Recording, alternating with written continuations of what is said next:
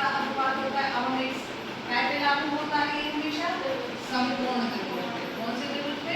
समकोण। तो मान लीजिए ए है, ये बी है और ये सी है, तो ये 90 अंश है। तो इसका लंब कौन सा हो गया? ये। आधार कौन सा हो गया? ये। और वक्रता कौन सा हो गया? ए। तो हम देख रहे हैं कि आधार की माप कितनी दी है? 3 सेंटीमीटर। ठीक 3 मान लो, और ये कितनी दी है? 5। ये करेक्ट है।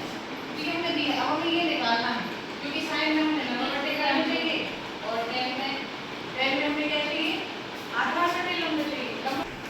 त्रिभुज ABC में पाइथागोरस प्रमेय से, पाइथागोरस का प्रमेय क्या होता है बताओ? कर्ण का वर्ग बराबर लंब का वर्ग धन आधार का वर्ग। तो कर्ण क्या है? AC का वर्ग बराबर AB का वर्ग धन BC का वर्ग। ओके, अब AC का मान हमें मालूम है और हमें क्या मान मालूम है? BC का। हमें AB का नहीं मालूम, तो हम लिखेंगे A का वर्ग बराबर हो जाएगा AC का वर्ग माइनस BC का वर्ग।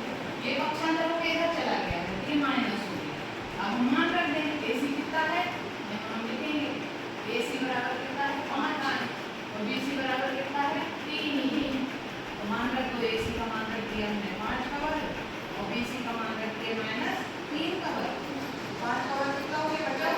25। 3 का वर्ग कितना हो गया? 9। 25 में से 9 गए कितने बचे? 16। अब AB का स्क्वायर बराबर कितना आया था?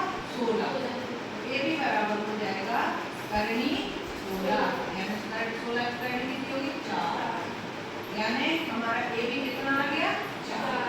अब हमें पता होना चाहिए, हमें निकालना है साइन।